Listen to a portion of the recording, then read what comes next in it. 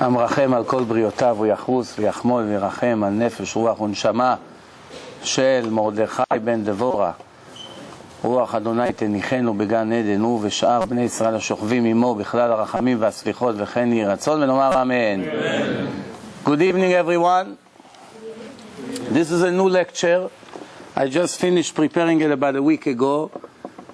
It's not 100% ready. You know, after you show it a few times, you begin to see where you made some mistakes and what you need to add. But hopefully it will go smooth. The topic tonight is the brilliance of the creation. Mainly, we're going to speak about the galaxies and the stars, and also about the wonders in our personal bodies, in our bodies, the internal parts of our body. Now, why do we need to learn about these things? For a very simple reason. The more you are amazed from the brilliance of the creation, that's how much you fall in love with the Creator. To begin, I would like to read to you the words of the Rambam, Rabbi Moshe ben Maimon, 850 years ago. He wrote in Mishneh Torah, the Yad HaChazaka, this is what he writes. The great God, it's a mitzvah, it's an obligation to love Him and to fear Him. Not only to love Him, to love and to fear Him. What's the meaning of the word to fear Him?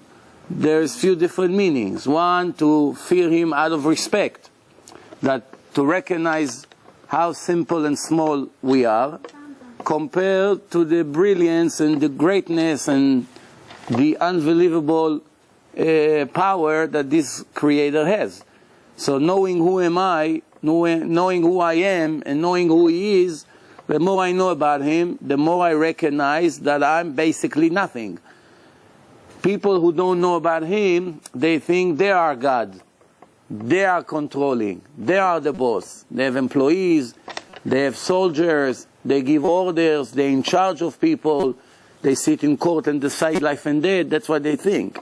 But the more they recognize that He's in charge, the more they realize that they're really not in charge like they thought. Also, the Rambam writes, this great God is the mitzvah to love Him. To love, we understand what does it mean to love. To fear, there's few different kinds of terms to fear. One is respect. Second is to fear His punishments. Because this God, at the same time that He rewards people, He is also severely punishing people. We saw throughout history that the Jewish nation received more punishments than any other nation. And as individuals, we see what we have to go through in this life. Some of us more, some of us less. But as I always like to tell you, not that I like, but I have to tell you, that life is not a picnic like some of us may think. So since we are here in a test, we are subject to reward and punishment. Sometimes we get it right away. Sometimes we get it 20 years later. Sometimes we'll get it after we'll die. But sooner or later, for sure, it will happen. So this is one kind of fear. Another fear is that when we understand our obligation and what we have done wrong, we are so embarrassed, so we are fearing not to get embarrassed in the future. So if you get embarrassed right now, you will do everything you can to avoid the embarrassment to repeat again. You don't want to be in that situation. So the more you recognize His judgment and how serious He is about every word that He wrote in the Torah, and you recognize the embarrassment you're going to face, you will do everything you can to avoid that embarrassment. The fact that it takes 60, 70 years until you reach that embarrassment doesn't mean it won't come. Because this life, it's like a blink of the eye. The Gemara says, keheref ayin. Heref ayin means the time it takes the muscle of the eye to rest, which is less than a second. We blink maybe 10, 20 times a minute. We don't even think about it. We blink millions of times in our life. We cannot point in one time that blinking made us any kind of problem while we're driving or while we're watching something or anything we use our eyes for, we never been bothered with blinking. The fact that we're not getting bothered with our blinking is because it was designed to be very short and very fast. The muscle get the rest that it needs every few seconds in order for it to continue to work. And plus it's cleaning our eyes from all the dust and the dirt that we have in the air. And that's called blink of the eye. So the Gemara is using an analogy between the time it takes to blink compared to the entire life that we're going to be here. So after we're going to leave this world, when we see what eternity is, we're going to laugh. 60, 70 years we were putting so much efforts to make our life so comfortable here, when now we recognize that it's only a blink of the eye. If I only recognized it before, I wouldn't waste all my life just to get houses and cars and money. I would do other things. But hopefully it won't be too late for us when we recognize it. So the Rambam says, it's a mitzvah to love him, to fear him. As the Torah says, you should love your God, and in another place it says, you should fear your God. So always a combination of love and fear. Love alone, it's not enough. Fear alone, it's not enough. It has to be a combination of both. That's the most productive way to be connected to him, to be close to him, to recognize him in a creation, to recognize what he's done for us in our life, what he's doing at the present. That's a combination of love and fear. And then the Rambam continue and explaining how do you fall in love with this God, with this Creator. After all, with the 5 senses that he created for us, we have no way to detect him. We cannot see him, we cannot hear him, we cannot watch him, we cannot hear him, we cannot taste him, we cannot touch him, we cannot smell him. This is the 5 senses that he gave us. Everything we do in our life is based on the 5 senses that we were created with. And with these 5 senses, we can really see him. We can't hear him, we can't touch him, we have no idea what he is. So the Rambam says, so how can you fall in love with him? If God ordered me to love him with all my heart and all my soul, for sure it's possible. My job is to investigate how do I reach a level to fulfill my obligation. My Creator told me you must love me. Why? It's another question. It's not the point right now to discuss this. You must love me. You have to be grateful to me. You have to appreciate what I'm doing for you. You cannot be ungrateful. You have to listen to my orders. You have to purify your soul. You have to be holy. Remember always, you are my son. You are my children. You are my representative in a creation. You cannot do just whatever you want. You cannot do it. Why? Because you are my children. A son of a king cannot do on the street whatever he feels like. You have responsibilities. So the Rambam says, the way to love him and to fear him is when a person is watching carefully around him the brilliant creation, the lovely creation. The more he learns about the creation, he is more amazed from the Creator. And then right after that, he begins to praise God, to desire him, to know him, to learn about him. As King David already wrote 3,000 years ago, my soul is thirsty to you, God.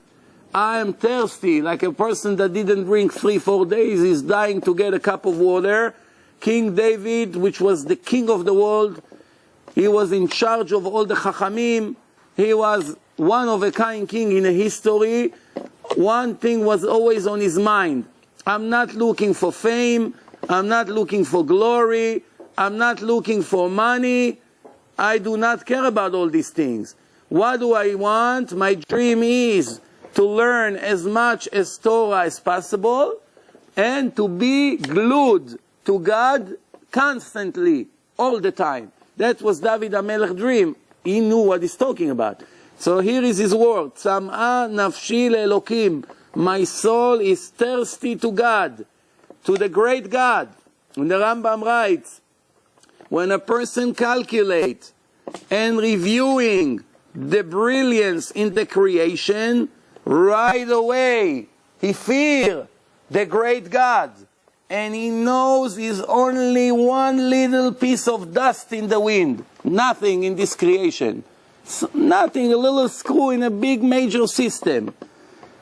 And he recognized his real value. As King David said, I'm looking up to the sky, and I see your creation, and I wonder to myself, what is it a human being that you have time to pay attention to him? Remember these words. King David was wondering, such a great God, such an unbelievable huge creation, such a sophisticated world, so many things, and you bothered with me, giving me Torah, tell me you should do, you should not do, be careful, I reward you, I punish you, you hurting me, you making me happy. How is it possible? He couldn't digest in his head how such a great God have time to deal with little bugs like us. And that's his level, King David. We, of course, each one of us think that we are God, of course. I mean, well, you're telling me what to do, I know the best. But King David was very humbled. What did he say about himself? Anochi tola'at velo ish. If you think I'm a man, you are wrong. I'm a worm. Why did he use the word worm? He could have said, I'm a dog. He could have said, I'm a bird. He could have said, I'm a snake. Something. Why a worm? The smallest creature crawl very slow on the floor, helpless, cannot do anything. What a worm can do. That's what a worm is. Glued to the dust, like nothing, like sand. So this is the words of the Rambam. There are many, many ways to prove the greatness and the brilliance of God. There are many ways that we use in seminars, in lectures, to prove scientifically to people that our Torah is divine. Everything depends on this question. Is our Torah is divine, or it's a mixture of what the rabbis taught and made up? If it's a mixture, even a mixture of divine and human, we have a big problem. Why? Because a book that was made by human being, as smart as they are, we have to understand that it's very limited. It's not perfect. If the book is 100% from God, means it's 100% perfect, then I can rely on it. Then I know I'm not wasting my next 40, 50 years following the orders. Who knows what I lose? If in the end I'm going to find out that it was all a mistake, what a disaster. I persuade myself, I convince myself to change from A to Z, and in the end now it's not all the things that the Torah promised, it's not even the Word of God. So obviously there is an investigation to prove that this is the Word of God. How do we prove? There are many ways, as you can see right here in front of you. One way, it's the way the Torah was written. The way the Torah was written leaves no doubt that no human being was able to plan the 24 books of Judaism in such a brilliant way like the Torah is written. For instance, you have to know that when you write a book that describes a period of more than 1,000 years of history, more than 1,000 years of history, then there are thousands of details, thousands of names, thousands of dates, a chronological order of the generations, descendants, who was the son of who. Many, many generations are described, and it's been repeated constantly in the 24 books of the Torah.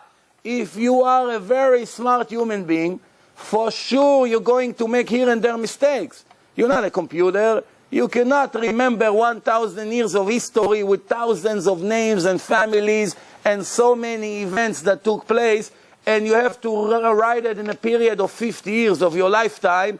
You don't remember what you ate yesterday for lunch. How you remember what you wrote in a book 10 years ago? Remember, there's no computers. You have to remember all the details. It's enough you make one mistake, not two.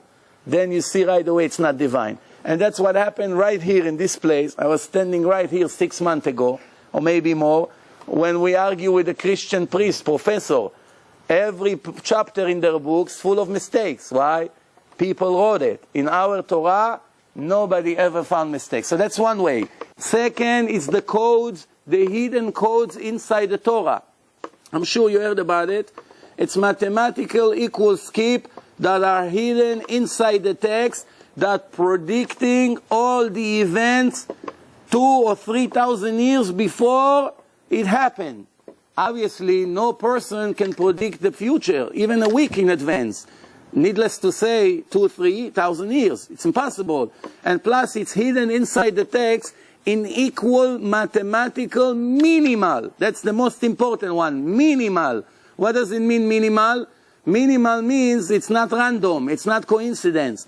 It's planned to be very close that they're all going to fall in one page. If it's not minimal, it can be 5,000 letter skip. It's very hard to find a word like this. But if it's minimal, that means many words that connected to the same subject falling in the same page. That's called the codes in the Torah. One other way is the prophecies. The only book in history that is full of prophecies is the Torah. Almost in every page in the Torah, you open, you see prophecies right there. No other book in history, not the Quran, not the New Testament, not Buddhism, none of these books ever gave one prophecy even. The Muslims call him the Prophet Muhammad, but I promised you already before, and I promise again, there's not one prophecy in the Quran. And the New Testament, there's no prophecies. 200 years later, the Christian claimed that the Jews will never return to the Holy Land, but the Jews did return to the Holy Land, which proved that they do not know what they're talking about. Bottom line, the only book in history that is full of prophecies is the Torah. One other way to prove is the wisdom of the book. What does it mean, the wisdom of the book? Reviewing the Torah leaves no doubt that the creator of nature wrote this book. Why? A person cannot remember 2 million different animals by heart. Do you know any person? Take Albert Einstein. Take the smartest person you think in the world. Tell him, I'm giving you 1 year to memorize as many names of animals that you can remember. I'll give you 1 year. Quiet room, delicious food, money, budgets, no phone calls, no television, nothing. Just learn by heart how many species of animals you can memorize with your brain. How many is going to memorize after 1 year? How many? 5,000? 20,000? 100,000 animals? Ooh, wow, 100,000 animals, what a genius. There are 2 million different species that we recognize today in the archives. 2 million.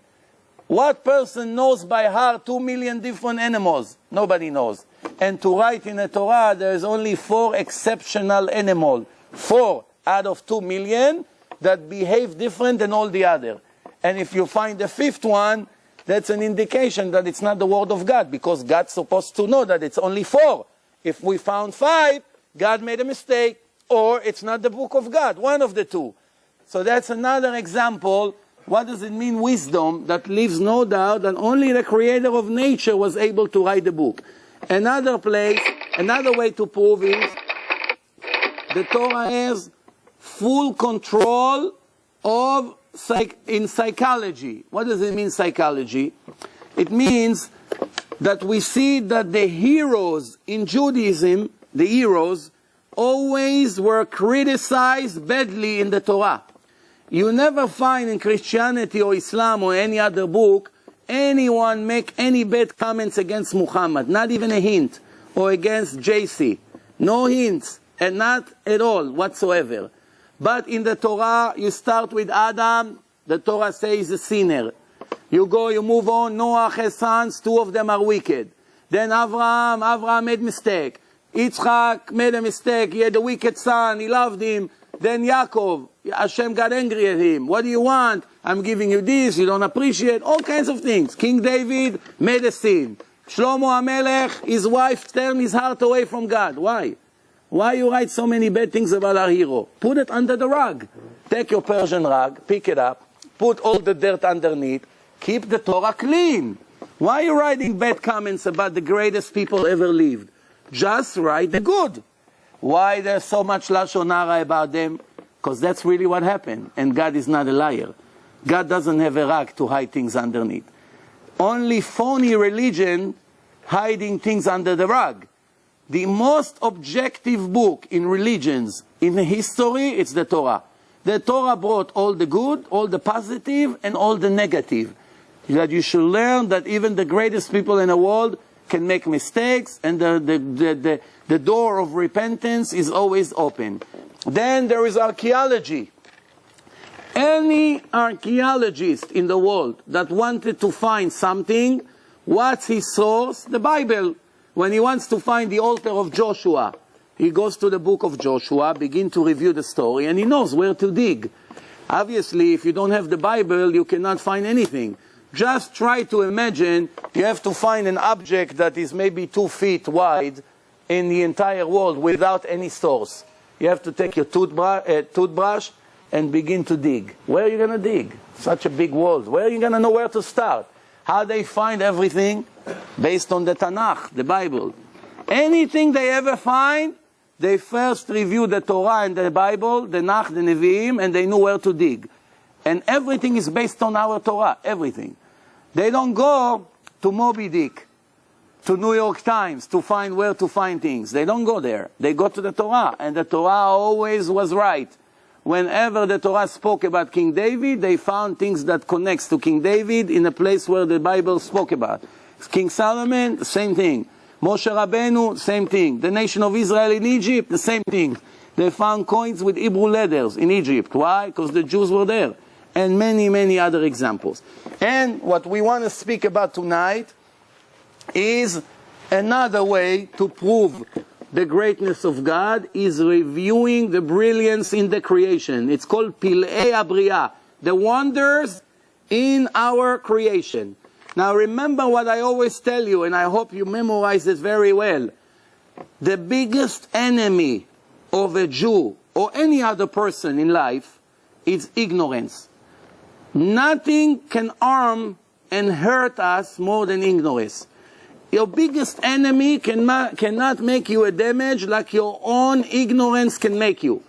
Whether it's in computers, whether it's if you're an architect and you don't know all the rules, whether you're a lawyer and you don't know all the regulations, whether you're a judge and you didn't learn all the law, whether you're a dentist and you don't know all the medicine, whatever you are, a mechanic, instead of working an hour, you have to work a week. Why? Because you are 100% ignorant. You don't know. You didn't learn. You don't know how to use the computer. You use the primitive way. What they can do in an hour, you have to work for a week. Why is it? Because you're lazy and you never learn your profession.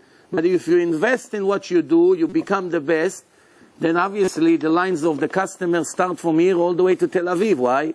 Because your reputation is that when you say something, for sure you know. It's needless to say that the most important thing to a Jew in his life, whether he's a doctor, whether he's a lawyer, it's very important to know what you do in life. But remember, you're only going to be here 70 years, average.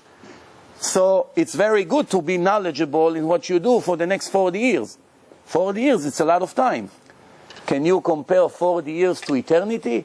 It's not even the beginning. What do I mean? The most important thing for a Jew is to know what his Creator wants from him. To know how great is this Creator.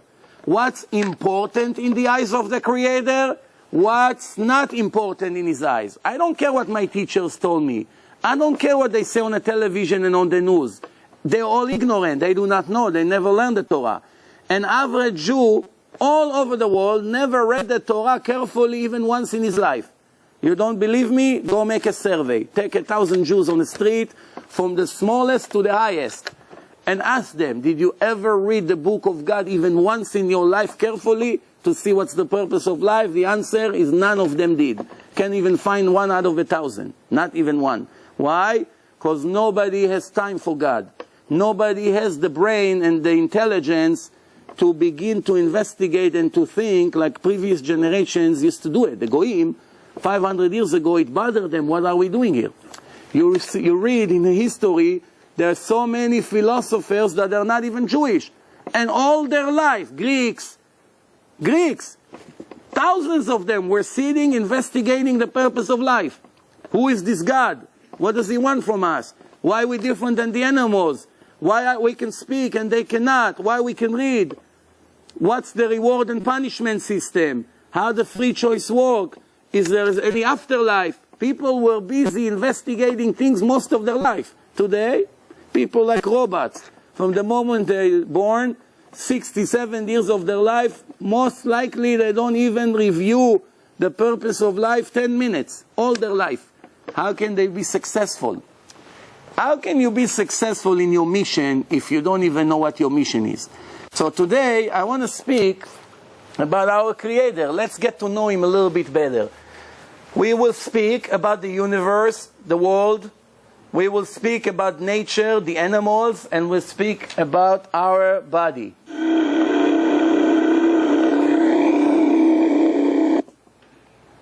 Today, a person lives, as I say, for about 70, 75 years, and he breathes constantly. If a person doesn't have oxygen for 3-4 minutes, that's it, it's over. Everything is over. If you give him 10 times more oxygen after, it's too late for him. It's enough that you don't have oxygen for a few minutes, life is finished. Everybody understands that. One interesting thing about our creation is that the more we need it, the easier it is for us to get it. The most important thing in our life is oxygen. We have it free of charge all over the world. Just think if the creation had a defect that once in a while, like the electric company, once in a while is an electric outage. You know, like there's no electric. Now you have to carry balloons of oxygen on your back, always, all your life. To have 2 big oxygen balloons on your back, whether you sleep, it has to be connected to you constantly, because how do you know? Maybe when you go to sleep in the middle of the night, it will be 10 minutes break, no electric. Think about our miserable life if we had to live like this. And this is today when we can get oxygen balloons. What happened 100 years ago? What would you do? Everybody died. One time, one mistake in a creation, everyone dies. Animals, fish, everybody, no oxygen. That's one question that we should ask. Second, the water. Water, it's the second thing we need after oxygen. Thank you. You can leave it there. Yeah. Thank you. The second thing we need, thank you.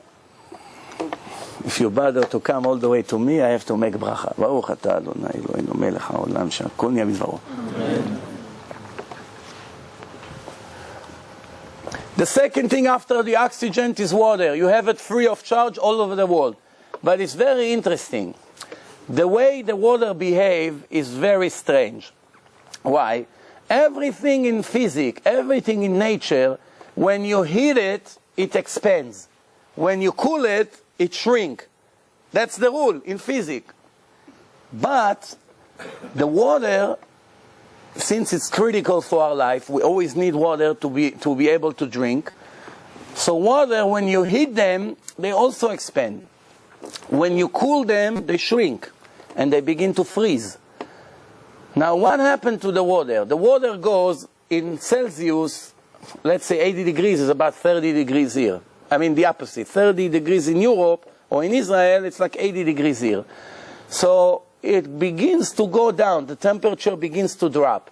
It goes 30, 20, 15, 10. The colder it gets, we're getting closer to freezing temperature. What's freezing temperature in Europe, in Celsius? 0 degrees. 0 degrees. If you get to 0, the water becomes ice. Now, everybody knows that sometimes it's become freezing weather, below 0, below freezing, minus. What would happen to the world if the water will behave like the rest of the nature? The colder it gets, the more it shrinks until it freezes. The top layer of the oceans would freeze and sink to the bottom. Then the next layer will freeze and sink to the bottom. Within few hours or few days, the entire world, which is 72% of the water, the entire world will freeze and everybody will die. No water to drink, no fish, nothing. Everything will die. So the world, just before the world was created, few days later will be over. So the Creator recognized that there's a problem here. So even though there is a rule, sometimes there is an exception to the rule. What's the exception to the rule? Water have to behave different than the rest of nature. So when the water gets to 4 degrees Celsius, instead of continuing to shrink, it flips to the other side and it begins to expand. A miracle. It's supposed to go 4, 3, 2, 1, 0, and we all finished. When it gets to 4, it begins to come to freezing temperature. The water turn around. And from 4, 3, 2, 1, instead of shrinking and freezing, it freezes, but it expands. That's why when you put water in the freezer, what happened to the plastic? They expand. If you put it in glass bottle, it was water. When it freezes, it breaks. Why? Because the room inside, it's too narrow. It has to expand. It should have shrunk even more. It should have been the other way around. Now the water was full, the bottle, now half of it should be full, because it continued to shrink. But the water knows we need to save the creation. So we're not going to continue to shrink. We have to expand. And that's why we're still alive. Now, the oxygen that we breathe, we have 20% of the air is oxygen. 20%. Only 20%. 78% is carbon dioxide. It's called in Hebrew Hankan. And then we have other gases that are 0.033 or 0.066, which, believe it or not, even though it's not even 1% from the air, it's still very critical for our life. It's very important to us. Without it, we would have a lot of problems. But the two major ones is 20% oxygen, 78% carbon dioxide. That's the right word, right? Carbon dioxide. Nitrogen. Thank you. That's an easier word. Okay, so now, let's think what would happen if instead of 20% we will have 30% oxygen. What would happen? Do you know what would happen? The next time you go out after a meal to light a cigarette, you will become a bigger murderer than Adolf Hitler. Why? You would kill the whole world. Because the fire from your cigarette, as soon as you light it, will go all over the world and burn everyone. Maybe not 30%, it could be 40 or 50. The more oxygen we have in the air, the more dangerous it is to light fire. That's why when you go to certain places when they have oxygen tanks, you always have warning, no cigarettes, no fire. A lot of signs. Why? Oxygen is like a bomb. It's very dangerous. What will happen if instead of 20% oxygen, we will have only 7% oxygen for a month? 7%. Everybody will have asthma.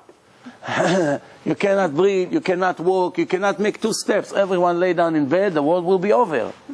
Who's going to sell and buy stocks? Who's going to open the grocery? We're all going to die. I can't breathe. Leave me alone, I'm dizzy. What do you mean? I can't breathe. Don't you see? That will be the end of the world. One little arrow. It has to be always 20%. Always. Not 19, not 21. Same thing, the 78% nitrogen. Now what's in nature always make sure that we always going to have 20% and 78%? What two objects in the creation are in charge of the oxygen and the nitrogen? Believe it or not, the trees and the animals. The trees and the animals. The more trees we have in the world, the trees release oxygen to the air. That's why if we're going to have too many trees in the world, we're all going to burn. You light a cigarette, everyone will go on fire. So we need a certain amount of trees, not too much and not too little. X amount of trees must be maintained always. Same thing with animals. Animals is the other way around. They take in the oxygen and they release nitrogen. So the balance between the trees and the animals create 20% as opposed to 78%. Now, sometimes you hear tens of thousands of trees burn in fire in California. You feel very bad for them, right? For the trees. Don't worry. It's a part of the supervision of the Creator. Just when you see you got to lower the amount of the trees because there's too many trees, and he get rid of many trees. Sometimes it's the other way around. There is enough trees, no problem, but there's now too many animals. What happened? An epidemic. All of a sudden you hear millions of animals died in a period of 1 month. Extra. You don't see the connection. The only one that can be in charge of such a sophisticated balance is the creator of the world. No person can do such a thing. Who knows how many animals you have in the world? Who can compare how many trees you have in the world compared to how many animals? Who? To make sure you always have 20% and 78%. Then, I'll give you another example.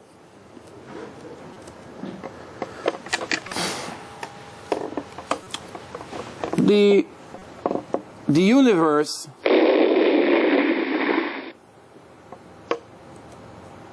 have many galaxies until the year 1608, before Galileo came up with his telescope. The whole world thought that it's 6,000 to 8,000 stars only. There was no way to know. You stand on a mountain and count how many stars.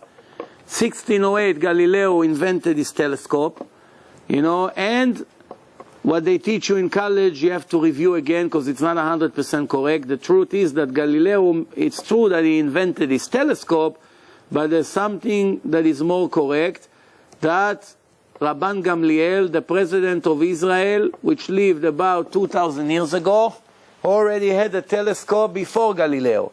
The Gemara speaks about it in Talmud Bavli, Babylonian Talmud, in a chapter of Eruvin, page 43, in the left side of the page. This is what the Gemara says. Rabban Gamliel had a tube. He was looking into his tube and was able to see people 2,000 amma on the land and 2,000 extra amma in the ocean, which is 4,000 amma. 2,000 amma, it's almost 1 kilometer. So now he has a tube that was able to see people 2 kilometers away. 1.5 miles approximately. 30 blocks in Manhattan. 25 to 30 blocks in Manhattan. If you go today with a paper tower to Manhattan, you take that roll inside, the brown one, and you stand like this. What's going to happen? Your girlfriend going to say, I'm not getting married with you. I said, what do you want? I'm looking for my friend. I'm in 90th Street. He's supposed to be in 60th Street. Rabban Gamliel had a tube, and he was able to see the people. What is it if not a telescope? Very simple. So the Chachamim already had a telescope 1,600 years before Galileo. But in college, they never heard about Rabban Gamliel. You know why? Because you never told them. You sit there, you listen to their baloney, you're embarrassed to raise your hand. Excuse me, professor, you give all the credit to Galileo. I can prove to you in a Babylonian Talmud, was written approximately 2,000 years ago, that one Jewish rabbi had a telescope. Yes, he wasn't 6 feet, but the concept was there. If he wanted, he would develop it to become bigger, yes? But anyway, we are here, Earth is in the galaxy that's called the Milky Way. The Milky Way. There are many stars in our galaxies. We have 9 very famous ones that we always learn about. But I want to give you first, before I describe our galaxy, I want to explain you something about the speed of light. Sometimes you walk in a street and you hear a thunder. Always before the thunder, you see lightning. Always. Lightning comes first, and a few seconds later, you hear the thunder. It seems to us that it's 2 different things. Lightning is one thing, and thunder, it's another thing. The truth is that it's the same thing. It started from the same explosion. The difference is the light is traveling much faster than voice. So that means if there's a collision up there, you see right away the light because it takes less than a second to get here. The voice, the noise, it takes longer to travel to here. That's why only a few seconds later you hear what really was said at the same time. But how do you know if your life is in a risk? Let's say you're walking in a rainy day and you see a lot of lightnings and you hear a lot of thunders. How do you know if you have to hide or you can just walk normally in the street? How do you know? Who knows? How do you know if it's in your area, the lightning? It looks all over. You look at the sky, it can be all the way from here to LA. You don't know. The sky is wide. You see, ignorance is very dangerous. Nobody knows how to protect themselves. One little detail can save lives. Count the time between a flash and a sound. Very good. If the light and the noise comes right away at the same time, less than a second different, then you know the lightning hit in your neighborhood, in your area. Why? Because it's very close. That's why there's no difference between the light to the noise, because it was very close to you. There is not enough mileage from where it was sent to you. It's very close. That's why you don't see a difference between the light and the noise. But if you see 10-second difference, that means it's very far, and the speed of the light is so much faster. Now, what's the speed of light? What's the speed of light? 300,000 kilometers a second, which is almost 200,000 miles a second. Think about it. You go to buy today your brand new BMW. Hopefully you won't do it, but let's say you bought a BMW. Somebody told me that he works with a guy, he worked for 12 years, killed himself, a simple worker in catering company. And finally he bought himself a BMW. That's all he has in life. He serves the car, clean it, watch it, comes every 5 minutes to see nobody leans on it. That's what happens when you don't know what you live for. But anyway, you want to buy your new car. From now, you are 20 years old. You're going to drive from morning to night for the next 20 years until you become a grandpa. Right? You got married today, you're 20. 20 years from now, your son already have a grandson. You're a grandpa. So finally, when you became a grandpa after using this car for 20 years, you finally got to 200,000 miles on your speedometer. In 20 years. If you do 10 miles, 10,000 miles a year, approximately, multiply by 20 years, here you go, 200,000 miles. What took you 20 years to drive, the light travel in 1 second. You see the comparison? 1 second, 2 seconds, the light travel already more than you drive in 20 years. And you drive very fast on the highway. This is the speed of light. What does it mean, 1 year of light? 1 year of light, here is the number, look at this number. 9,460,800,000,000 kilometers, which is approximately 6.5 trillion miles in 1 year. Trillion, we don't even have an idea what this means. If you don't know what a trillion is, I will make it easier for you. A trillion is a million times a million times a million. Million times million times million. You get it? Almost what Bill Gates have. Finally. So, now, if you want to see the size of the Milky Way, you take this number and multiply it by 100,000. This is the circle of the entire galaxy of the Milky Way. It's going to be that unbelievable number. Now, just for the comparison's sake, if you take all the numbers you heard about, addresses, telephone numbers, sizes of shoes, sizes of suits, anything you can think of, all the math that you learn in school, all the pages in all the books in the world, any number you can think of, I promise you, you won't even get to 1% of the size of the smallest galaxy in universe, which is our galaxy, the Milky Way. We are the smallest galaxy.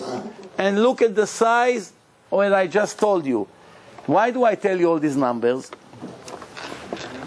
The more you recognize the size and the power and the brilliance of the creation of all these galaxies, you begin to wonder. I never had an idea that this God created such a creation. What do I see? I see this world, it's impressive. Who would ever believe? Now, why God needs so many billions of galaxies? Why did he need so many? Huh? One place in the Torah it says, "S'u marom enechem," please watch the sky and think who created all that. That's all. I want you to raise your eyes to the sky and be impressed, be amazed from my creation. Why? Because right next to it, where I told you that I want you to be amazed from my creation, right next to it I told you I want you to observe my Sabbath and put a tefillin on. When you see who tell me to put tefillin, the one that created so many stars. Now I want to give you an example what it's like, just for you to understand. Just try to imagine that now I have a huge ball is standing right here in the air. Okay? That's the sun. Then you have the earth. It's small, like a basketball ball. Goes around that big ball in circles all the time. The same speed. Always 365 days, the earth circling the sun. While that ball, the basketball, is going around the big ball, it's also turning around itself. But that's nothing. Around the basketball, you have a tennis ball that goes around the basketball the same way. This is only 3 stars. You have trillions of balls like this. Trillions, there's no way to count. And they all go one around the other. Think about it. And once this guy is moving, the next one comes in. 1% slowdown in one of them, you know what would happen? Boom, boom, boom. Everything will be the end of us in less than a second. So they're all going one next to the other constantly. Nobody is holding them. They are standing in space, which is a big miracle. They are not falling. Think about it. You put a ball here, it falls down. There's nothing that holds it. They're all turning around their center. And the best part is that there's a lot of pressure because of the movement. So pieces from these big stars are constantly falling. That's called asteroids. This is pieces that are breaking. So imagine you have a big ball. Little pieces from the ball are breaking and falling down like rain. So you have rains of pieces that are falling constantly. Now, this is not little dust. Each piece is like the size of New Jersey, the size of Israel, the size of half of United States. Depend how big is the piece. 10,000 kilometers, 50,000 kilometers, they fall down. We are one of the smallest stars, the Earth, very small, like a little marble, maybe around, little one. So we are very small. There are pieces that are the size of our world falling on our left and on our right constantly all the time. It's 5,768 years. There is rain of asteroids around us constantly. If you had a way to look what danger we are in every second, you wouldn't believe. Now what happened? Around the world, we have something that's called atmosphere. What's this atmosphere? It's special, very crowded air, very crowded, that in case an asteroid wants to come and hit the Earth, this atmosphere break that piece into many small pieces. And then it's like grinding it as they enter the atmosphere, and it falls like rain of dust. It falls. One time, God wanted to show us how many times a second He saves us. So what did He do?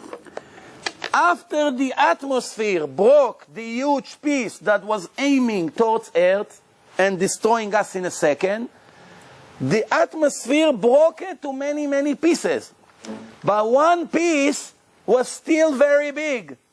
And it fell in the desert of Arizona and made a hole in the ground 17 kilometers, 11 miles, almost the size of Manhattan, a huge hole in the ground, huge hole. Now just think, if this piece instead of falling in the desert with nobody there, would fall in New York City. That would be the end of the world. Why? The stock market would crash. It's not September 11, 2 or 3 buildings fell, the whole world was rocking. It's hundreds of buildings in 1 second become dust. 20 million people died. All the companies, the telephone, the business, the banks, the FBI, the Pentagon, everything is shocked to zero. All the stock markets in the world collapsed to zero. People from all over the world, they invest in New York City. They jump from the windows. Why? They lost all their money in a second. An hour later, the whole world will go on fire. Why? An asteroid, instead of falling in Arizona, in an empty area, fell on New York City. You understand? He was afraid from the Bukharian, so he didn't want to come here. So listen, with the Bukharian, I don't mess up. I go to Arizona, over there, there's nothing there. But anyway, why God did it to us? Because if you don't see, you never appreciate. You never appreciate. Now, there are people who are trying to say that this whole world is coincidence. You know, an explosion, accident, it's expanding, everything happens by itself. Just think about how foolish is this statement. Let's see something else. Let's talk a little bit about the sun. The sun is one of the stars in the Milky Way. We have 9 stars, major stars here. And as I said, thousands of asteroids and all kinds of things that are flying in space. The sun is full of gas.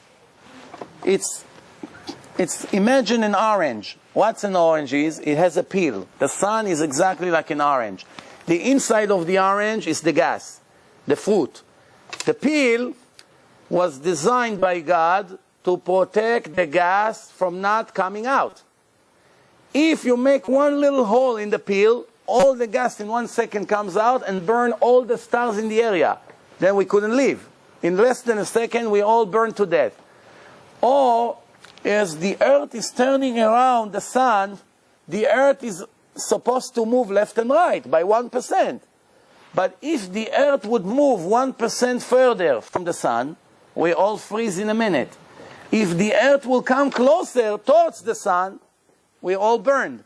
So the earth has to stay in the same distance from the sun always. While it's circling the sun, it has to stay always in the same distance. If not, we either freeze or we burn, one of the two. But not only that, let's give you an idea. The size of Earth, if you circle the Earth, is 40,000 kilometers. If you circle the sun, is 600,000 kilometers. You understand? 15 times larger circle. That's the sun. Now, let's give you an idea how the sun is. First, just to give you an idea, we have in the Milky Way, we have Pluto, Neptune, we have the sun, we have Mars, we have Earth, Uranus. You know, this is all the stars that we have here, and I'm sure you heard those names before. But this is how it is. This is the sun, as I told you. This is the earth, and this is the moon goes around it. And that's only 3 out of trillions. Think about it. Which they're all circling one another. Now, let me show you what I'm talking about. Right here, in the center of the sun, you have 15 million degrees Celsius. That's the temperature. 15 million. As you travel from the center of the sun towards the edge, this is the peel that I told you, the cover. If you go from the internal part, right here, the temperature is 2 million. From 15 million, it was reduced to 2 million. 7.5 times reduction, right? From 15 million to 2 million. Now, if you go out of the shell, out of the peel of the sun, right here, the temperature drops to 6,000 degrees. From 2 million, it drops all the way to 6,000 degrees. Now, while from 6,000 degrees, the heat is traveling towards the earth, let's say this is earth, this little dot, by the time you reach earth, it's 80 degrees, 70 degrees, 90 degrees, 30 degrees. That's really nothing, the differences between 30 or 130, right? It's nothing. But this is designed exactly for us to have comfortable temperature to be able to live here. But it's very interesting. From here to here, it's much longer than from here to here. From here to here, it went from 15 million to 2 million. But from here to here, from 2 million to 6,000. What happened? The answer is, the Torah already spoke about it thousands of years ago. This is what the Torah says. David HaMelech wrote in Tehillim, Lashemesh sam oil ba'em. God protected the sun in a cover. And the Torah says, God, the Chachamim says, this is information that we receive in Mount Sinai, that one day, close to the end of this world, God will make a hole in the sun. And the heat, the radiation from the sun will come to earth, and it's going to be an unbelievable miracle. The wicked people that rebel against God will burn in a second, become ashes. The righteous people will enjoy the sun like nothing happened. A clear miracle, like miracles that we had in Egypt, are going to return to this area. And this is what the Chachamim say. Now the question that I'm asking, first of all, who could have known 3,000 years ago, by looking at the sun like we do, that the sun is covered with a shell? You don't see. You see a round yellow ball. You don't see a shell. Do you see two different colors? Do you have a telescope to look at the sun to see that the sun is covered? How did the Torah know that the sun is covered? You understand? That's the question. And let's see what the scientists have to tell us. Dr. Vidal wrote a book, The Army of Heaven, and he writes about the shell. Those layers absorb all the radiation that comes from the center of the sun. This is what we call nartik, the bag, the cover of the sun. This area is the inside of the sun, and the radiation comes out. If they reach Earth, it will burn the entire world. This is how it looks to us. If we looked at the sun with a telescope, this is what we're going to see, a round ball of fire. But for sure, we don't see any shell or any cover. Let's continue. Let's talk a little bit about Earth. As I mentioned before, Earth has oxygen. Earth also has the magnet power, which is the gravity, which makes us able to stay alive. If we go to different stars, it's different kind of gravity. For instance, if you land on the moon, you're going to see that you cannot stand on the ground. As soon as you come out of the spaceship, you begin to fly. Actually, before you even come out, you begin to fly in space, in the air. And I give you an example. Let's say you want to get rid of your wife, and you try to convince her to leave the house. She doesn't want, no, I'm not moving. She's very heavy, you cannot move her. In space, all you have to do is go like this. You push her, she flies in the air all the way out to the door. You have no problem. Also here, you go to the bathroom. It's all a joke. Don't take it serious, I hope, okay? I don't want to give you an idea here. But over here, you go to the bathroom, you sit. A few minutes later, you come in, you flush, everything is fine. In space, you cannot go to the bathroom. Just imagine what's going to happen if you go to the bathroom. In space, if you want to feed your children, you beg them to eat, you come with a fork, he doesn't want to open his mouth. Over there, you pay attention when his mouth is open, you take the food, you push it, it flies right into his mouth. You understand how it is? Everybody swim in space. You cannot live like this. Why? It's against the Torah. The Torah says you have to have sukkah on the floor. What are you going to do? Sit in a sukkah and fly? You know what happened? Your sukkah is going to land in Japan. So everything is designed according to the needs. Now, let's give you some idea what we're talking here about. The Earth is turning in 1,700 kilometers an hour. What will happen if God, the energy that turns Earth for 5,768 years, that energy that makes the Earth going around, that's a motor that moves it, that divine energy, what would happen if it's become a little bit weaker? Instead of 1,700 kilometers, it will go 1,695 kilometers an hour. 5 miles slower every hour. What would happen? You just went, you bought your fiance a Rolex watch, $100,000 full of diamonds, shiny, gold. You brag, I bought my husband $100,000 Rolex. Then what happened? Your husband comes and give it back to you the next day. Do me a favor, this watch is garbage. Why? He doesn't know Earth is slowing down. The watches will go to the garbage. If Earth will not always turn in 1700 kilometers an hour, all the watches can go to the garbage. Computers will never show the right time. You wouldn't be able to know when you have to say Shema Israel in the morning, because how do you know? Maybe the watch is telling you different hours than reality.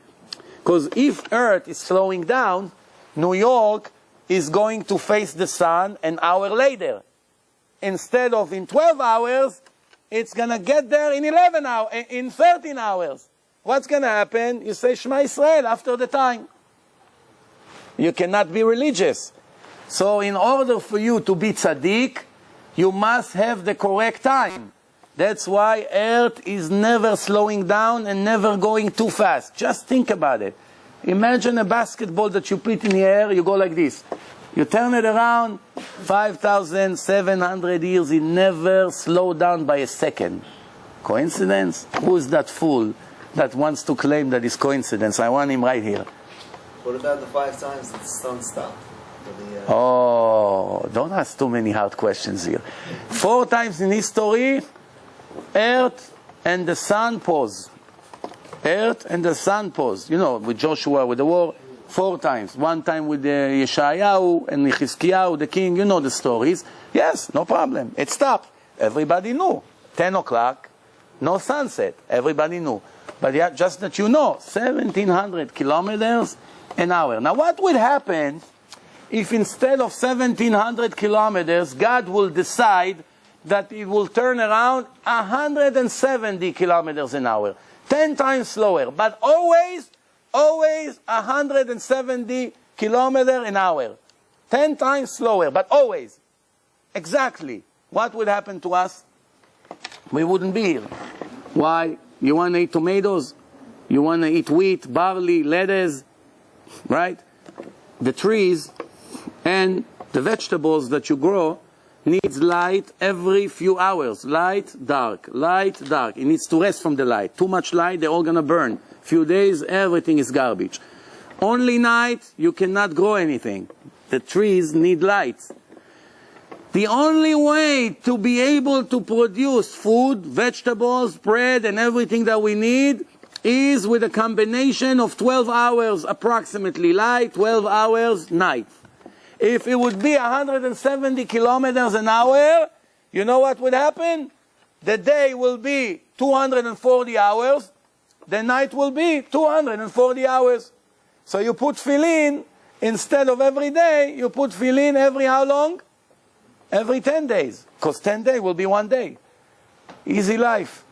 Oh, Rabbi, look, 3 times a month I put tefillin. Like in Scandinavia. Scandinavia, you put tefillin once a year.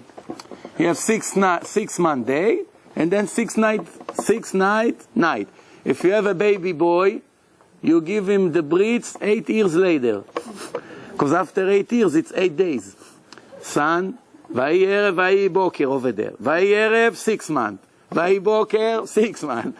You count, your son, he comes to you, what, you crazy? You want to circumcise me? I'll kill you. I'm 8 years old. What do you mean?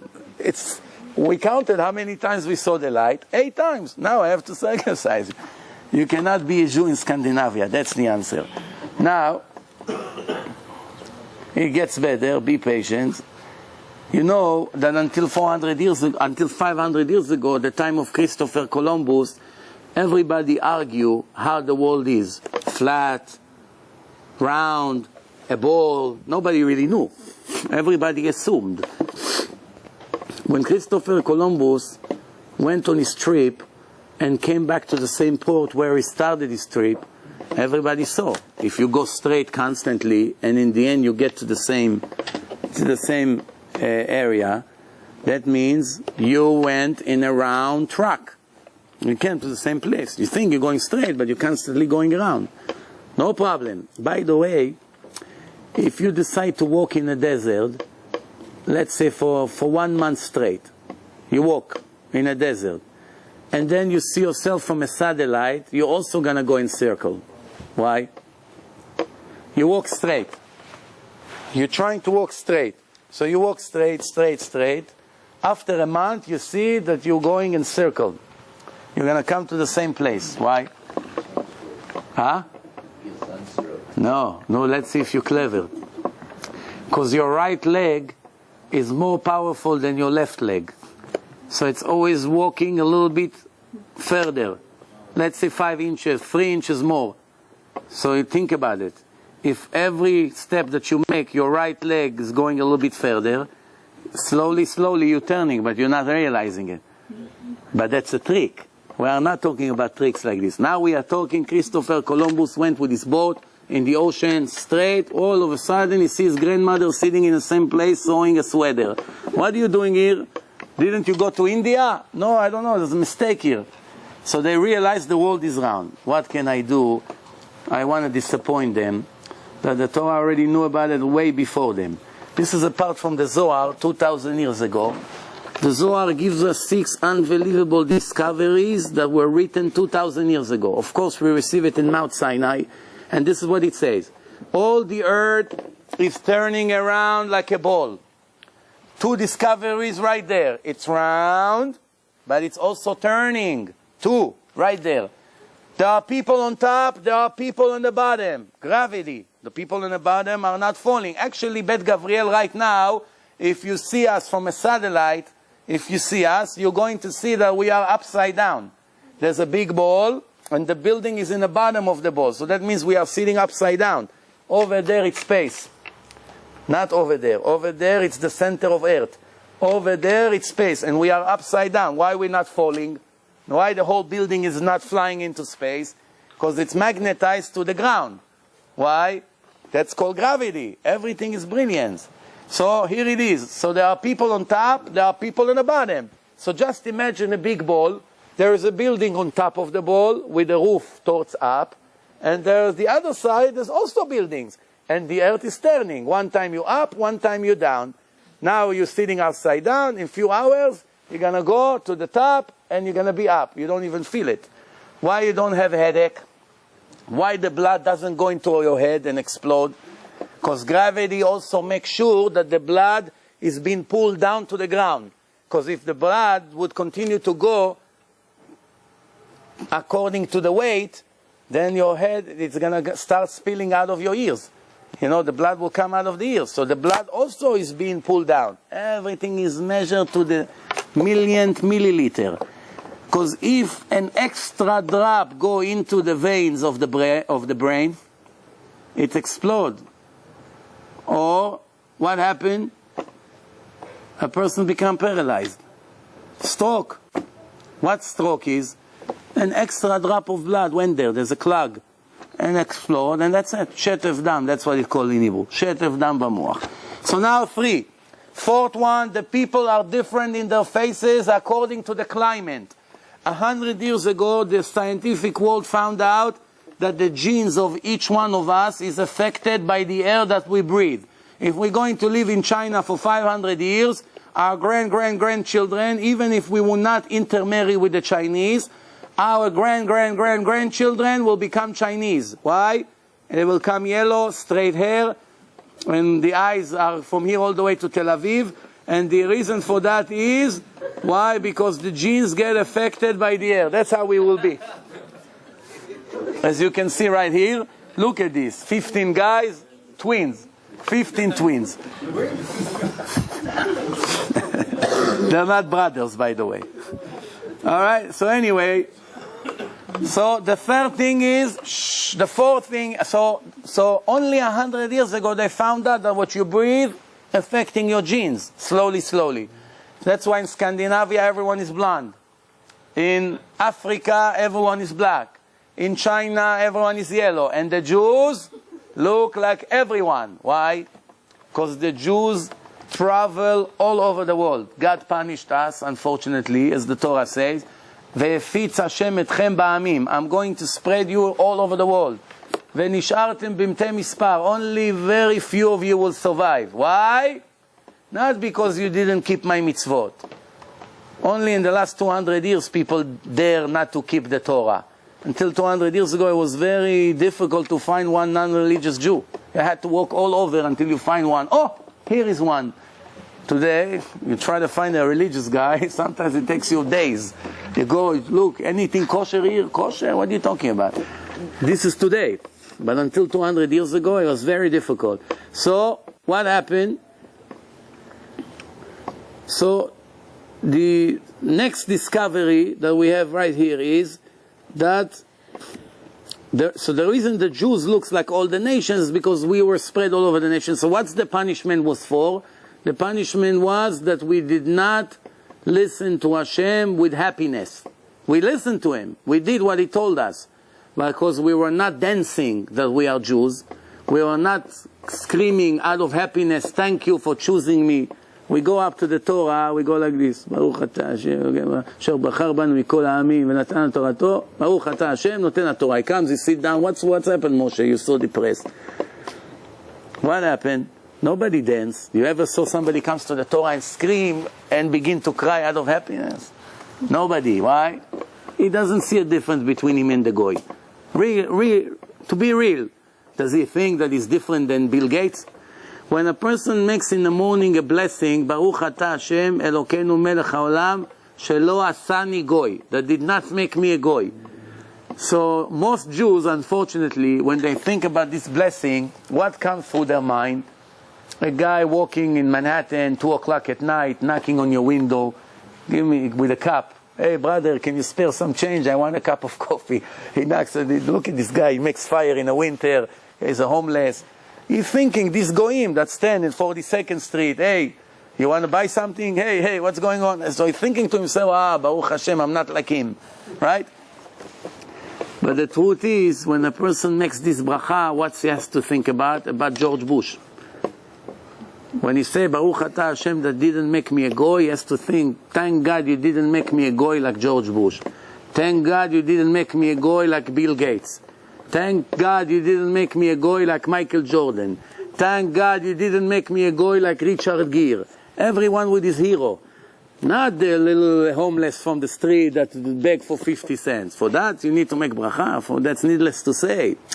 The point is to recognize what a Jew means that if God would come to you and say, I want to make you Bill Gates, you have 7 years, you'll be the master of universe. You want to do it? You say, this is an insult for me. Let me be a Jew, a homeless Jew in a garbage can, better than to be the number one goy in history. And that's the truth. That's what God told us. He didn't make it up. And you know what? An honest goy would say amen. Why? Because he admit that our Torah was given by the Creator of the world. They'll never deny it. It's right there. Where does it say it in the Torah? Who knows? That it's better to be the worst Jew than the best goy. Who? Where does it say? In 2 places. What was the worst Jew in the history? Who was the worst Jew? J.C. Penney. Who was the best goy in the history? J.C. Penney. The worst Jew in the history became the number 1 goy. You don't get it, huh? You got it or no? Let's say you are playing in a basketball team. You are the worst player over there. You never play. You always sit on the bench. You never got to play 1 minute. One day, they take you from this team and send you to another team. Over there, you become a star. You're the number 1 player in the league. What do you see? That the worst player in this team became the star of this team. Can you compare the 2 teams? Now you got it? That's one proof. What's the second proof? The Torah say, Et Yaakov ahavti, I love Jacob, ve'et Esav saneti, and I hate Esav. Clearly. And many other places. And another place it says, the Jew for me, it's like the weight. And the non-Jews for me, it's the crumbs that fall from the weight that nobody cares about. And in another place it says, the Jew for me, it's the water that you bring from the well. The goy for me is the few drops that sticks to the bucket, that you throw the bucket, you don't care about these drops. It's clear sentences in a Bible. If I made it up, then you're right, I'm a racist. But if it says in the text, that's what it says. Now you have to know if you believe it or not. Okay, so let's continue. Then the Zohar continue and said, when it's day to one side of the ball, it's night to the other side. So he knew the relationship between earth and the sun. Then the Zohar says, we have 7 continents. That's 2,000 years ago. You know, originally, when God created the world, there was earth and there was one ocean. Everything was one, it was half earth and half water. There was no different oceans. Only after the first continent broke to pieces, and pieces started to shift, to move, now you have 7 different continents. But it was all one. That gives you an explanation how the dinosaurs were in this side of the world and all of a sudden they found them in the other side. All kinds of questions that people ask comes from ignorance.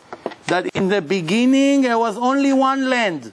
As you read in the Genesis, in the beginning, God created a land and then the ocean. And then later the land started to break to pieces. And when it breaks to pieces, it begins to shift.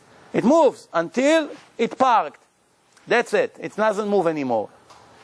Now let's continue. The first person who spoke about the movement of the continent 7 years ago was the geologist Alfred Wagner. He wrote a book, The Foundation of the Land and the Oceans. And he writes in his book, after his research, this was 1880 to 1930, 50 years he lived. He wrote that in the beginning it was all one continent and then it became 7. As the Torah say, God say the water goes to one place, and after the water gathered to one place, they saw the land. That means there was a place of water, one, and a place of land, which is also one. Later, it became 7. Here is what the Zohar says. This is 2,000 years ago. After the water gathered into one place, and from that, it became 7 different continents. Now, I'm sure you heard about Benjamin Franklin. Until a few months ago, every $100 bill had his picture on. So you had him in your pocket many times. When did he live? 1776. By the way, besides being a scientist, by the way, he was the president of the United States, for those who knows history. And why he's so famous in science? Because he knew that when the lightning hit the land, it goes always to the highest places first. Now, if you want to protect the people in town, you have to make sure that in the top of the building you have some kind of antenna or something to attract the lightning into the metal. If it goes to the highest metal in town, the people that underneath gets protected, and that saves a lot of people. That's what they do in many places today, in high buildings. You see it in Manhattan, you see it in many other places. What can I do? I hate to disappoint the Americans in colleges, but the Torah, 2,000 years ago, the Gemara wrote about it clearly, no arguments. The Gemara says, a Jew is not allowed to imitate the Goyim and make their magics. There are ways to do magics. Magics in the creation. All kinds of magics. A Jew is not allowed to make magic. Why the Goyim used to make magics? For all kinds of purposes. One of the ways the Goyim used to make magics is they wanted to have a lot of sheep. Let's say they're supposed to have 20 goats in 1 week. They used to make all kinds of magics. They put pieces of metal when they born. Now there's more. All kinds of magics. So this is what the Gemara says. The Gemara say, a Jew that put metal between the chickens, that's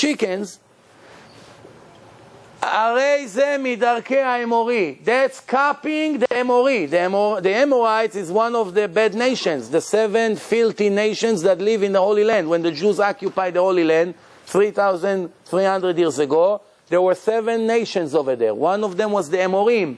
They were the champion of the magic, like India today. Like in India. They used to make magics.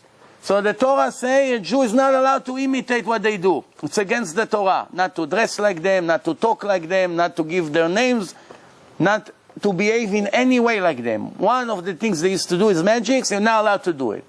However, the Mishnah says, but if he puts the metal between his chickens to protect them from the lightning, it's allowed.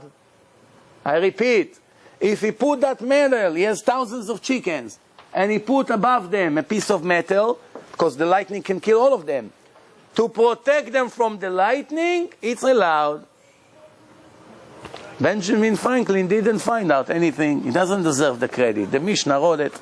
How did they know? God told us in Mount Sinai the secret. We were never scientists. You heard about Edmund Halley?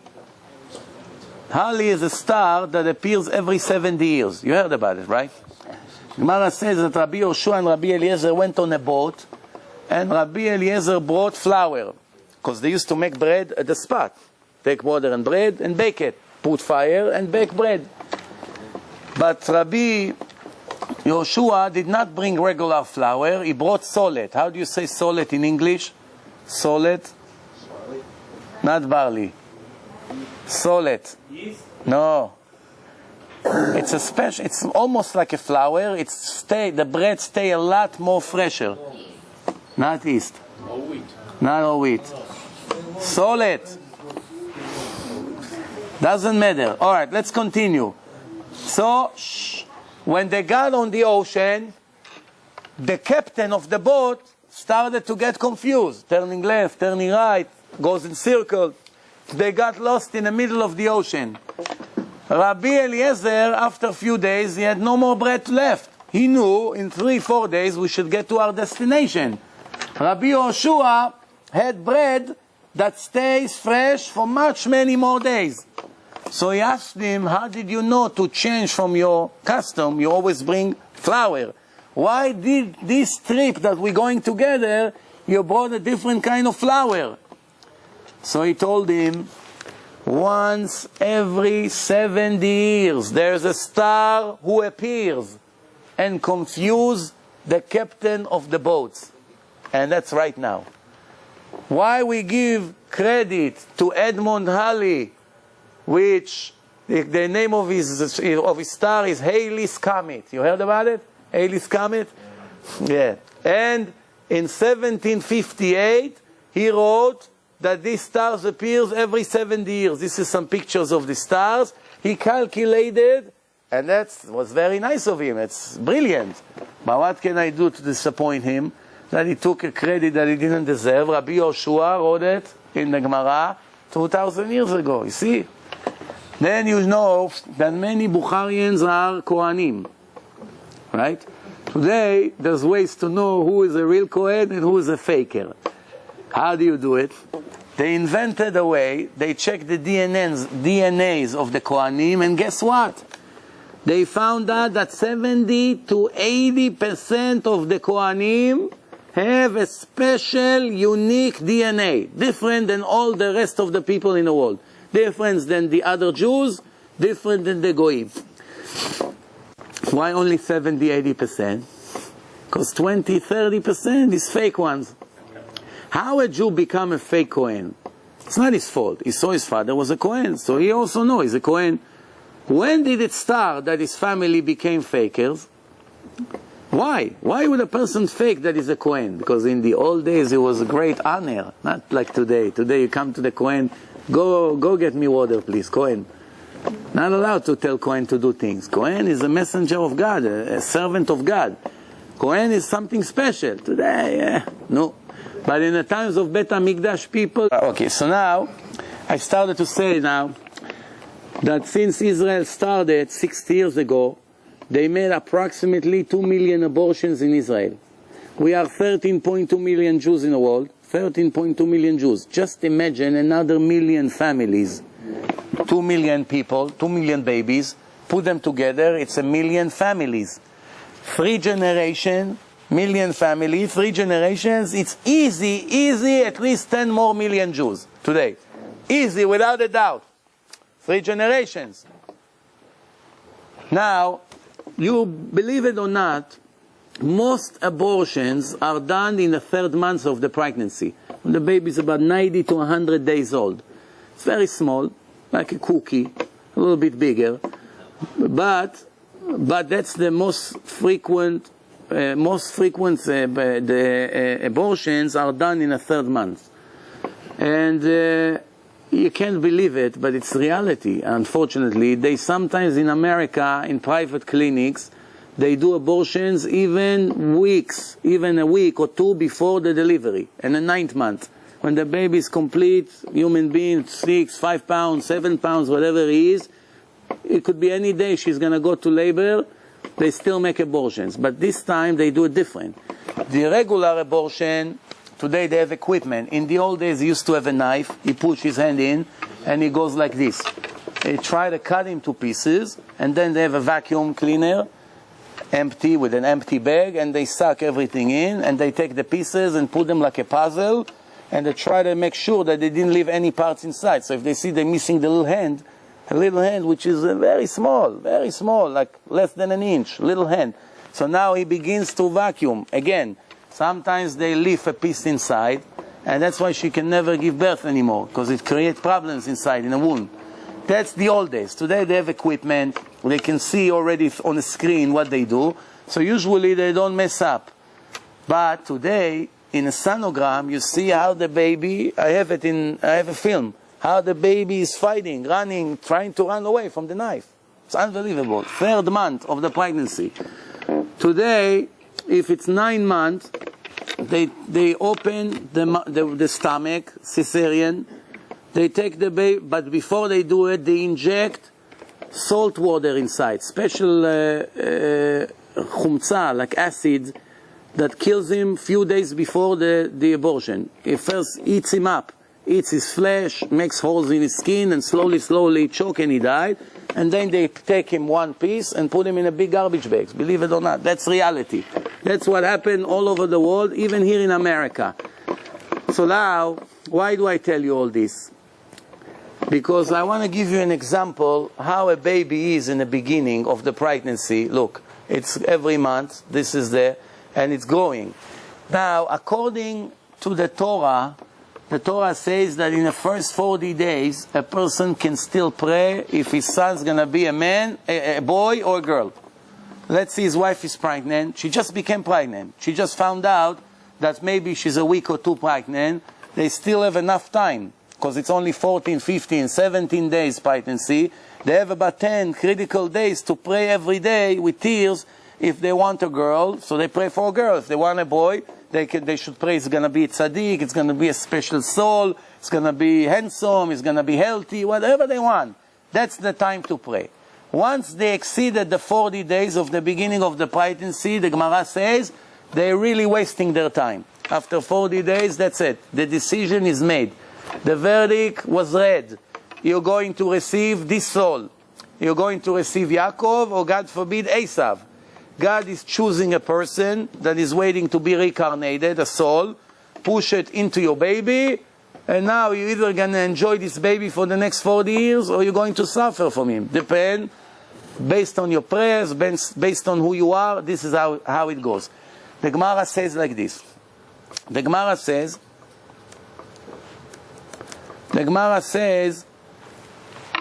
a woman that had a miscarriage in up to the 48 days, ליום 40, אינה חוששת לוולד. She did not lose a complete human being. It wasn't a person yet. Up to 40 days, the Gemara says. The Gemara says, 40 days you can pray. After that, it becomes a person. That's it. God already made him a boy or a girl. He designed that body to become what it is in the first 48 days. 41 days, it's already a boy. What are you praying for a girl? It's a boy already. It's a fact. Up to 40 days can be changed. Now pay attention. What happens if a woman gives birth to a boy or to a girl, even a miscarriage, she has impurity period of time that she has to watch now till she goes into the mikveh. Up to 40 days, the Gemara says, it's no problem. It's like she wasn't pregnant. אינה חוששת לוולד. After 40 days, 41 days, the end of the 40th days and up, which means the sunset was, let's say, 7 o'clock. After 7 o'clock, it's the 41st day of the pregnancy. She has to sit, la zachar, for the male, for the female, and for the nida. She's nida. Her husband cannot touch her. She has to become pure after the blood stop and all that. The Rambam says, we already explained, that the creation of the human being is 40 days. Before that, it's not a person. Then in another place in the Gemara, it says that in the 40 days before you become a human being, God announced who is going to be your soulmate. That means in the night that the husband and wife had relation, and now it's going to be 40 days until it becomes a human being, the night there's an angel who takes a drop of the seed, comes up to the court of heaven, and he says to God, what's going to be the fortune of this drop? Which soul from the bank of all the souls that are waiting to get another chance to come to this world for another test, to be reincarnated, which soul you connect to this drop? Now when God is the only one who can make this soulmate. Why?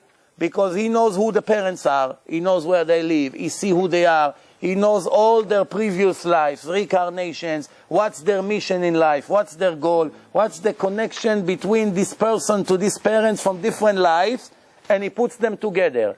It's not coincidence that sometimes a couple get an autistic kid. It was meant for them and not for their neighbors, just for them. If the neighbors will get it, it won't be good. It's not the correction for them. It's the wrong test. It has to go to this couple. It has to go to this couple. Everything is planned. Billions of things are taken into consideration when finally God decides which baby to give to which parents. And what CD, and what all this is designed for you before you came to the world. Only one thing the Gemara says is in the hand of the person. If he's going to be righteous or wicked, it's 100% his free choice. The rest was pre-decided for you. Nobody asks you if you be a boy or girl, if you be rich, poor, healthy, all this decided. Righteous or wicked is 100% in your hand because this is the purpose of your life. Now, let's see what the Goyim, the scientists, had to tell us about the pregnancy. This comes from 1983, page 43, by Professor David Leger. He wrote a book called Playing with Life. And this is one of the greatest scientists, doctors about labor, about babies. And this is what he wrote in his book. We do not know enough about the development of the brain of the baby. In fact, we could choose any date from the 40th day of his life, any day after the 48, that from 40 days and on, the brain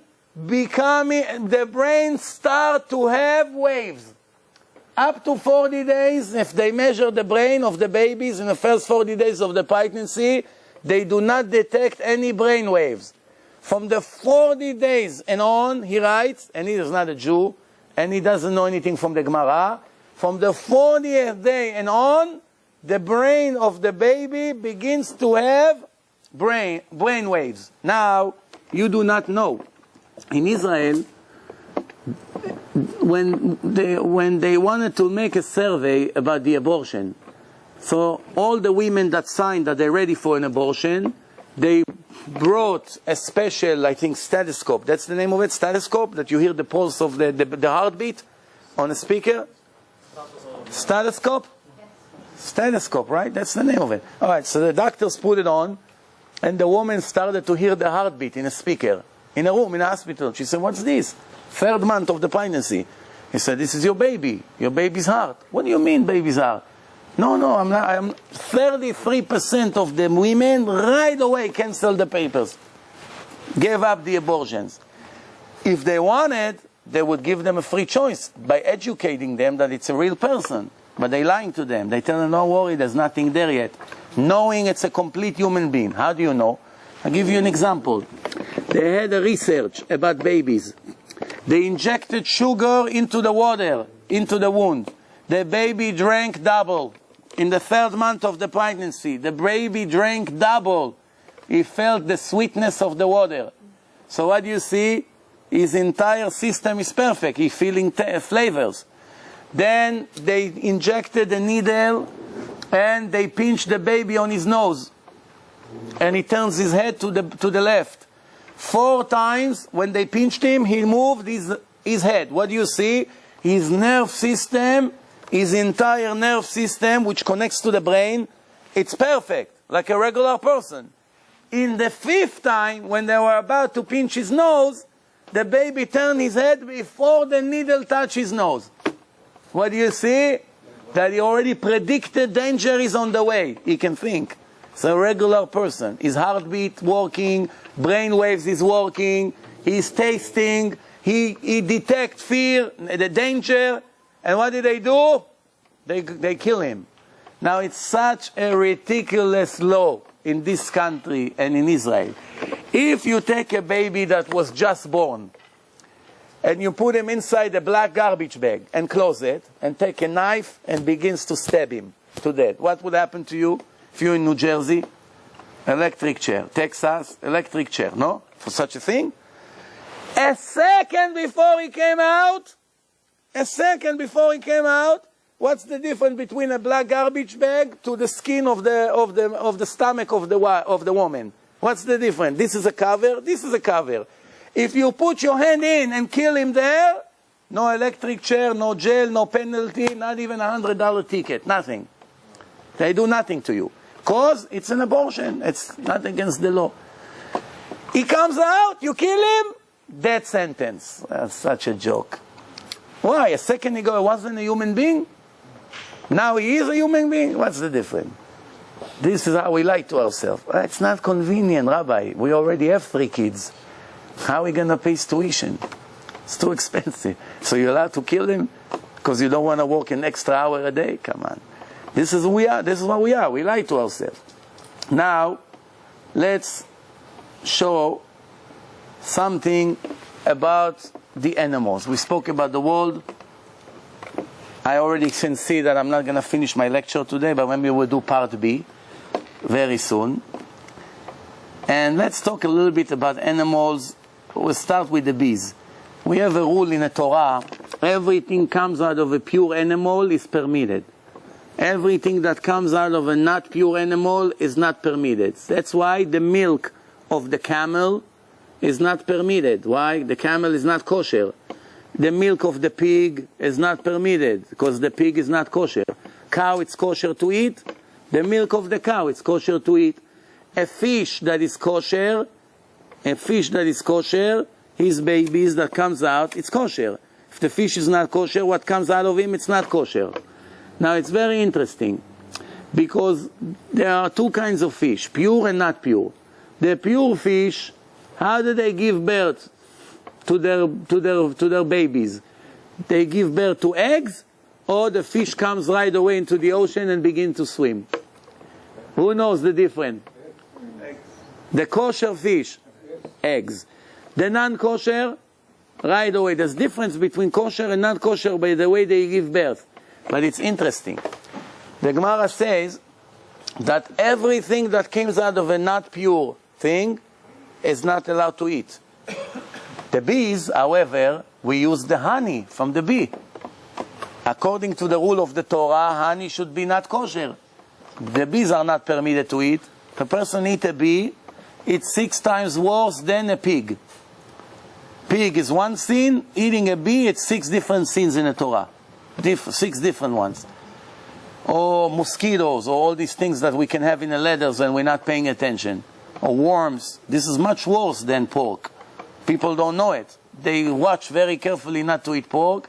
They go to the kosher restaurant, they serve the meal on leathers. If they take a magnifying glass and check the leathers, they see 500 little green, very, very skinny worms. You cannot see it without a magnifying glass. How you see it? You take a piece of leathers, you put it on a white sheet, come back 3 hours later. You begin to see hundreds of green dots on the sheet. This is what you just ate for breakfast. 500 times 6 sins. 300 sins to start the day. 300 steaks of pork for breakfast. Ignorance. You give him one piece of steak, I'll die, I won't touch it, Rabbi. What are you talking? Who are you playing games with? You just had 300 steaks like this for breakfast. So have one piece of pork for lunch. What's the big deal? I ate 300 pieces of pork? Yeah, should I show you? Look at the lettuce you just eat. Look. They're all crawling. That's what I ate? Yeah. I didn't know. Ignorance. But what about the bees? Everybody asks this question. What's going on? The Torah made a mistake? How we eat honey? We eat in Rosh Hashanah, in the Judgment Day. Rosh Hashanah, in 30 days is Rosh Hashanah. Soon. We eat honey in Rosh Hashanah? Guess what? The scientists found an unbelievable fact. The only animal that have two different stomachs is the bee. All the animals have one stomach. Whatever they eat, they digest in their stomach. That's what happens, creates their blood. A bee has two different stomachs. One stomach for digesting the food, and one stomach only for the honey. It doesn't go through the system of the body of the bees. Has a separate tank for the bee. Different stomach. So, what happened is, that's explaining why the Torah permitted us to eat honey. It's very interesting. So,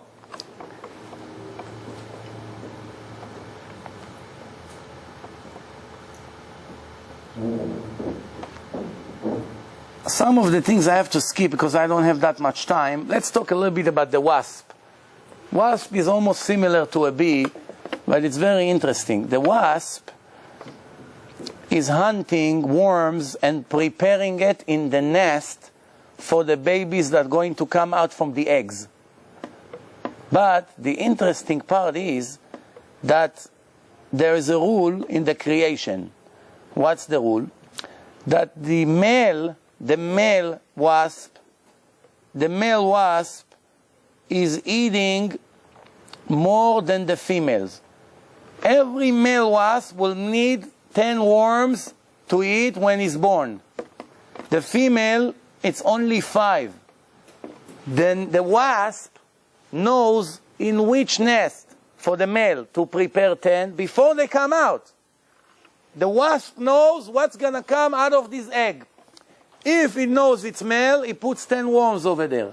If it knows a female is going to be born, they put 5 in advance. They don't have sonogram. They know in advance. Not only that, a mosquito, look at him. Look at this mosquito, our biggest enemy in the summertime.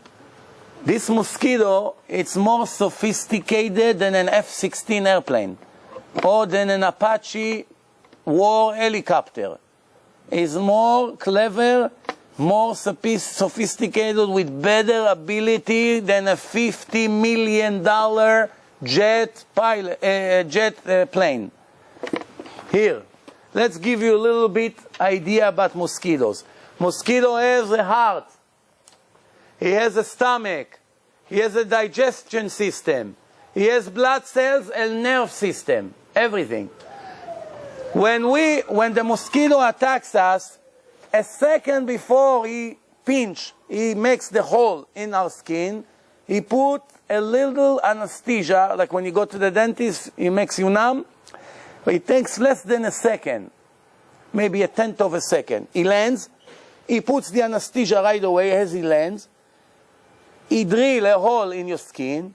He gets the exact amount of blood that he needs, and he flies away. Just when he flies away, you begin to feel that it's itching. Why? A second or two, the anesthesia made you not be aware that you just got stung by a mosquito. It's very interesting. Can something like this be coincident? The best part is that the operation of drilling a hole in our skin for the mosquito is equal to a person digging a hole in cement for the size of 40 centimeters, 30 inches. To drill a hole for the mosquito in our skin, it's equal to us making a hole with a drill in the sidewalk 30 inches wide. That's how difficult is the operation. In the same ratio, if you understand what I mean. but the mosquito is doing it. The mosquito flies 3 miles an hour and only live 3 days. And the female live 10 days. 3 days, 10 days. The last thing for tonight, and we're going to do part B eventually, the last thing for tonight is the bat. The bat eating butterflies at night. That's his food, butterflies. Butterflies, if you knew, the scientists prove that butterflies are deaf. They cannot hear any noise in a creation. From 2 million noises of 2 million species that live in nature, there is only one noise the butterfly can hear. Guess who? The bat. Coincidence? No? How can you be blind? God or no God? Coincidence, huh? 1 to 2 million. 2 million enemies. None of them is the enemy of the butterfly. Why do I need to hear his voice? It's only going to bother me. Noise around the clock. Why do I need to hear the neighbors? I wish I won't hear them. Oh, you coming to kill me? I have to be protected. I got to protect myself. What happened? I hear the voice of the bat. The butterfly, if we're speaking about him, communicate with his female 30 kilometers away, like from here to Manhattan. How you doing? You coming to dinner tonight, George? 30 miles away, without cell phones. No 60 cents a minute. Overtime, over the limit. 2 butterflies. Look at him, little butterflies flying. He's more sophisticated than us. You don't hear your wife from across the street. Moshe, come to help. I don't hear you well. When I was in the army, my commander used to be stuttering. He used to stutter. I was in the Air Force, putting bombs and missiles on the F-16. Yeah, that's our friend from Iran. Look how they made him nice. So when I was in Ahmadi. So anyway, we're laughing today, but he's threatening the whole world. So anyway, when I was a soldier, you work very hard. The missiles are very heavy, the bombs are very heavy, all these things are very heavy.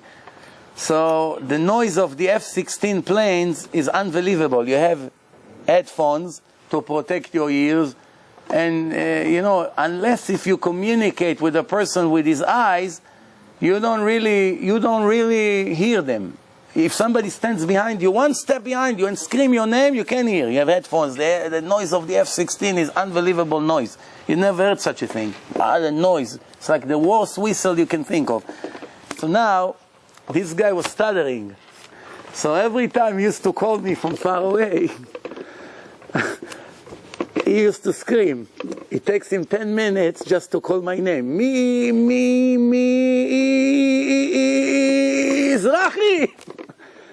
The poor guy, I didn't want to go now pick up bombs on my back. He wants me to come help him. He has big bombs over there. You want to walk fast. You want to finish the job and go rest. You have 1-ton bombs. You got to bring it with the thing. You got to pick it up. Put it in the planes, in the wings. So every time I saw him raising his hand, right away, I would go like this. Now he has to run all the way. Now imagine for him how difficult it is to scream. 10 minutes until he calls my name. I got to find this guy to ask him before Rosh Hashanah for all this time. He couldn't communicate with me 20 steps away. They communicate from here to Manhattan. How? How they do it? They need to do it because they fly in space. That's what they need. That's what God gave them. We don't need. What's the point? You have cell phone. Today we need, because remember, in the old days, all the people lived together. There was no trains, bridges. Rabbi Nachman Breslev says, "Kol ha'olam kulo gesher tzar meod." The whole world, life, is going through a very narrow bridge.